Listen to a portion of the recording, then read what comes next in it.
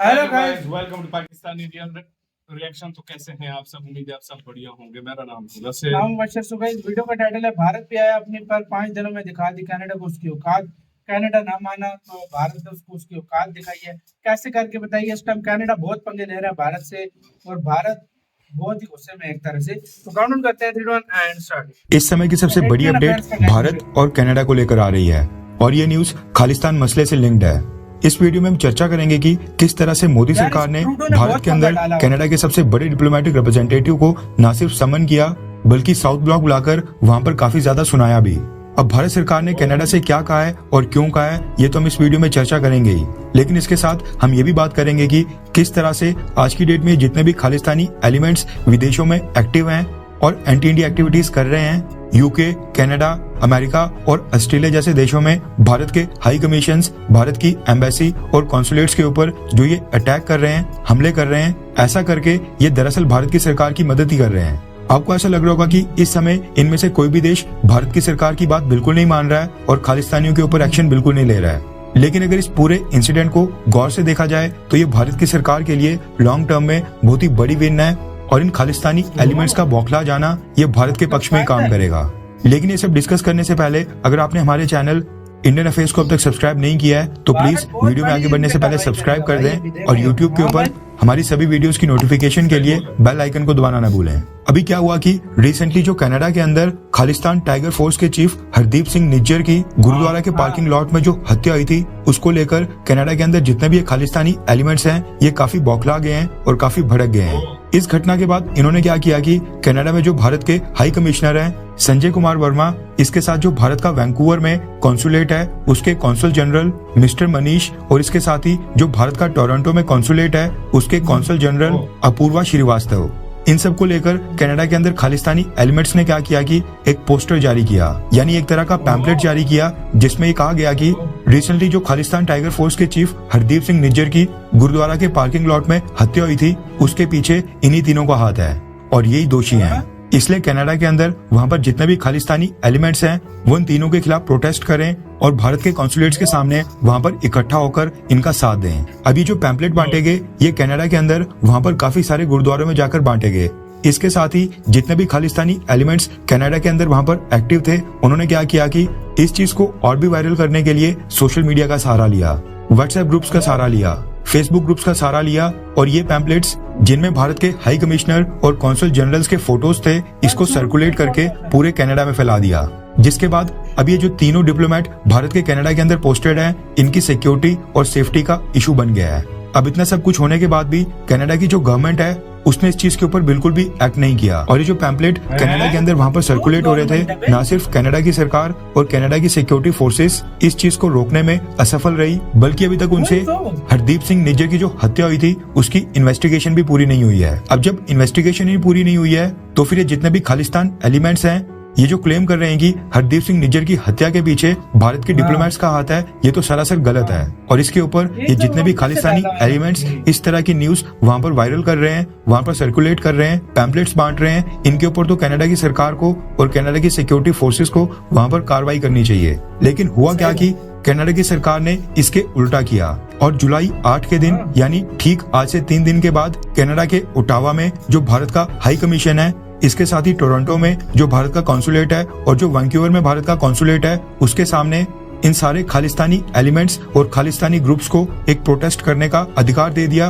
और परमिशन दे दी। अभी जितने भी खालिस्तानी एलिमेंट्स कनाडा के अंदर वहां पर एक्टिव हैं ये क्या कर रहे हैं कि जुलाई 8 की तैयारियां कर रहे हैं और वहां पर एक्टिव सभी खालिस्तानी एलिमेंट्स को इन्वाइट कर रहे हैं ताकि ये सारे मिलकर जुलाई 8 के दिन भारत के हाई कमीशन और वैंकूवर और टोरंटो में जो भारत के कॉन्सुलेट्स हैं उसके सामने वहां पर आकर इकट्ठा होकर प्रोटेस्ट करें।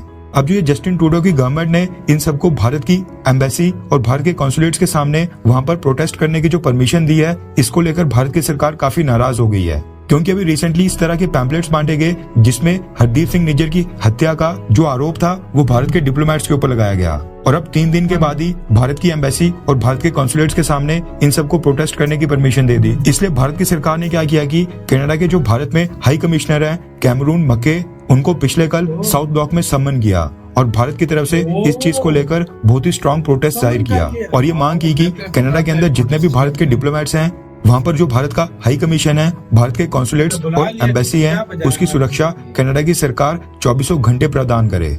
अब इस पूरे घटनाक्रम के बाद जो कनाडा की फॉरेन मिनिस्टर है मेलानी जोए, उन्होंने एक स्टेटमेंट जारी की है और कहा है कि कनाडा वियना कन्वेंशंस के तहत जितने भी भारत के डिप्लोमेट्स हैं उनकी सिक्योरिटी और सेफ्टी को लेकर काफी सीरियस है और उनकी सुरक्षा के लिए कनाडा की सरकार इस समय भारत के ऑफिशियल के साथ कांटेक्ट में है। इसके साथ ही उन्होंने ये भी कहा है कि जो मटेरियल ऑनलाइन सर्कुलेट हो रहा है, यानी कि जो पैम्पलेट भारत के डिप्लोमेट्स के खिलाफ ऑनलाइन सर्कुलेट हो रहे हैं, वो कनाडा के अंदर बिल्कुल अनएक्सेप्टेबल है, यानी कनाडा की सरकार उनको बिल्कुल भी स्वीकार नहीं करती है। अब आपको लग रहा होगा कि उन्होंने ये स्टेटमेंट भारत के फेवर में दी, लेकिन इसके साथ ही कनाडा की विदेश मंत्री ने ये भी ऐड कर दिया कि हमें ये चीज पता है कि मात्र कुछ गिने चुने लोगों के जो एक्शंस हैं वो पूरे के पूरे समुदाय को रिप्रेजेंट बिल्कुल नहीं करते हैं और ना ही कनाडा को। यानी जो इस तरह के पैम्पलेट्स बांटे गए हैं उनके मुताबिक ये कुछ गिने चुने लोगों के एक्शंस हैं और जितने भी खालिस्तानी एलिमेंट्स आज की डेट में कनाडा में एक्टिव हैं उन सबको इसके लिए दोषी करार नहीं दिया जाना चाहिए। साफ तौर पर देखा जा सकता है कि कनाडा की विदेश मंत्री जो कि जस्टिन ट्रूडो के अंडर काम करती हैं,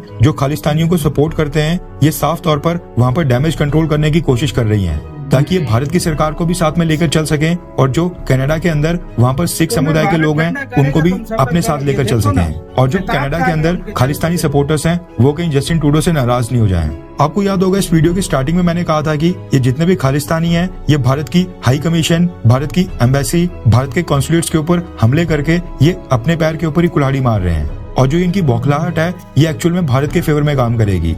इसके पीछे का कारण है कि अभी तक क्या होता था कि ये जितने भी खालिस्तानी एलिमेंट्स भारत की एम्बेसीज और कॉन्सुलेट्स के सामने वहां पर इकट्ठा हुआ करते थे, ये वहां पर पीसफुल प्रोटेस्ट करते थे। बीच में कुछ इंसिडेंट आते थे जिनमें ये भारत के तिरंगे, भारत के झंडे का अपमान करते थे और उसको फाड़कर खालिस्तान के झंडे को लहराने का काम किया करते थे। लेकिन अब जब इन्होंने वायलेंस का सहारा लेना स्टार्ट कर दिया है, भारत की जो एम्बेसीज हैं, भारत के डिप्लोमेट्स हैं, उनके ऊपर हमला करना स्टार्ट कर दिया है, अब कनाडा की सरकार, यूएस गवर्नमेंट, ऑस्ट्रेलिया या फिर यूके, इन सब देशों की जो सरकारें हैं अब ये खालिस्तानियों को सपोर्ट बिल्कुल नहीं कर सकती हैं क्योंकि वियना कन्वेंशन के तहत ये भारत के जितने भी डिप्लोमेट्स और एम्बेसीज और कॉन्सुलेट्स इन सभी देशों में हैं, इनके सिक्योरिटी और सेफ्टी का जिम्मा इन सभी देशों की सरकारों के पास है। सही बात है। इसी के साथ तो यार वीडियो खत्म। सरकार को पहले तो यार मैं कहता हूँ प्रोटेक्शन देनी चाहिए और भारत ने उनको समन किया और उसको बोला कि सीधे हो जाओ।